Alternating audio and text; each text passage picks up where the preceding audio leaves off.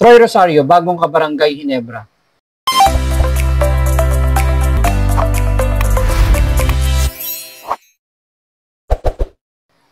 So for today's video po, pag-uusapan po natin ay si Troy Rosario at ang kanyang bagong team.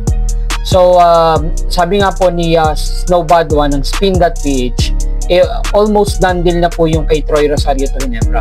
Ang pinag-uusapan na lang daw po is yung length of contract. It's either 3 years or 5 years.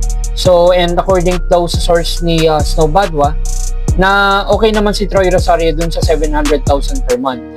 And mas mababa nga lang kumpara dun sa offer ng Blackwater na 900,000 per month at yung Converge na 1.2 million per month.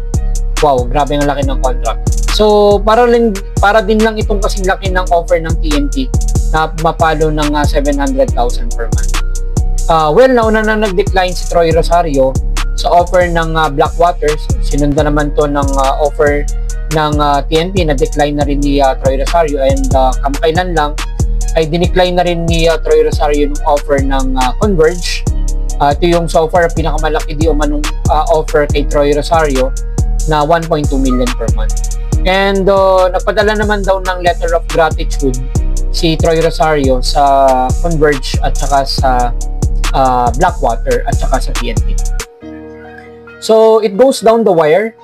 Kasi alam naman natin sa SMC may tatlong koponan, yung SMB, Ginebra at saka yung Magnolia. And kahit saan namang team mapunta si Troy Rosario is magbe-benefit naman yung team kasi alam naman natin na versatile player talaga si Troy Rosario. So malaki yung magiging contribution niya kung saan man team siya mapupunta sa SMC. So pero napapabalitang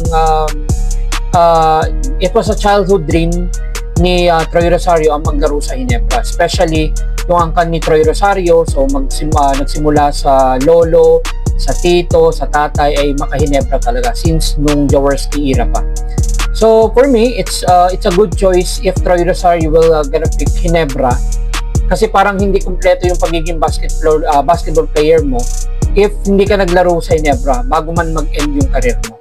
So I mean, yung ibang fan, siguro okay lang sa kanila na hindi maglaro yung favorite player nila sa Ginebra, lalo na yung mga haters ng Ginebra. Pero ultimong mga iniidolo nyo ng mga favorite players nyo, ay gustong makaranas kung paano maging isang Ginebra player bago pa man sila mag-retire. So katulad nga ng iba, gustong ma-experience na maging isang Ginebra player, bago pang mag-retire. Imagine katulad nga ni Asi Taulava, di ba? Na very vocal siya, na gusto niya talaga maging Ginebra player. And marami nagsabi na siya na gusto niya mag-retire sa Ginebra. Hindi nga lang nangyari kasi nga medyo malabo kasi mangyayari is magkakaroon pa ng trade. And of course, kailangan i-allow pa ng mother team niya na end next yung trade. So aaprobahan pa yan ng commissioner. So, and then nakadepende rin talaga yan dun sa Ginebra. So kahit gusto ni Asi Taulava na maglaro sa Ginebra, hindi niya pa rin magagawa ng basta-basta. So kahit nga sina Paul Lee, di ba, sina Ian Sanggalang, pinapangarap din nilang maglaro once upon a time sa karir nila sa Ginebra. Pero kagaya ng ibang player, hindi po madaling makalaro sa Ginebra. Nakadepende yan sa kung kailangan ba ng Ginebra yung position na tina-target mo. At depende din yan kung papakawalan ka ng mother team mo. Isa pa, depende yan kung papayag yung commissioners. So yung paglalaro sa Ginebra, nakadestiny yan sa'yo, sa mga player. At kung gusto ka naman halimbawa ni Coach Tim Cone or ni Boss Al Francis Chua, yan pwedeng magawa ng paraan yan. Pero yung normal na player, so hindi agad makakapaglaro sa Ginebra. So yan, so again, hindi lahat ng player na bibigyan ng chance na makapaglaro nga sa Ginebra. So sa case ni Troy Rosario, bihira yung pagkakataon na sa kalagitnaan ng career niya, kumbaga nasa peak siya ng kanyang laro, di ba? Tapos unrestricted free agent siya. Tapos nagkataon yung position niya ay yun yung kakulangan ng Ginebra. Tapos saktong siya yung bagay talaga sa Ginebra maglaro. So, kaya ito yung golden opportunity ng player na siya naman ang mamili ng koponan. Di ba pag sa draft pick, yung koponan ng mamimili sa'yo. So this time, kung unrestricted free agent ka, yung player naman yung may rights na mamili kung anong koponan yung gusto niya. And of course, hindi naman basta-bastang sahod yung makukuha ni Troy Rosario. 700,000 is secured na yung pamilya mo dito sa maximum offer na yan. And if makuha pa ni Troy Rosario yung 5 years, so that should be much better. Secured na talaga yan sa offer ng Ginebra.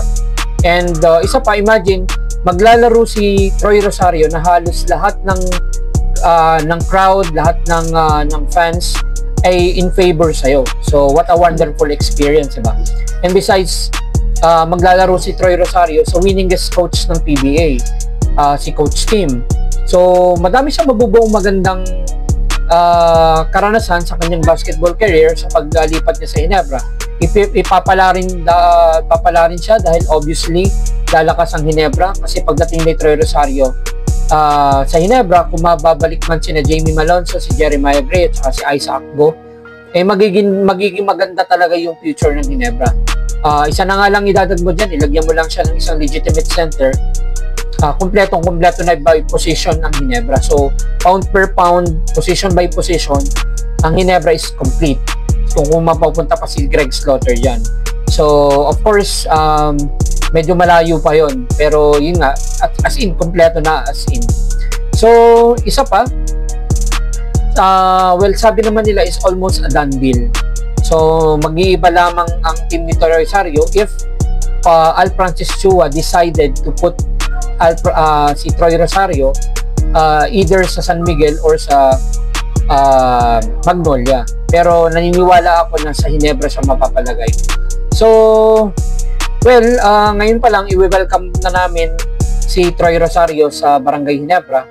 At sasabihin namin sa iyo, Troy Rosario, na hindi ka nagkamali ng choice mo. So, matatapos yung karir mo at sasabihin ng buong barangay na once a king, always a king. So, yun po muna. Abang-abang po tayo to finalize yung contract. Siguro by it's either tomorrow or by Monday, late na yung Tuesday, ina-announce na talaga ng Ginebra kung official ng nasa roster ng Ginebra si Troy Rosario. So, ayun lang. So, salamat po ulit sa inyong panonood ng aking video. Ito po si Erwin ng Pambansang Batang Kalye ng Pilipinas. So, mabuhay po kayo lahat. See you on my next vlog. Peace.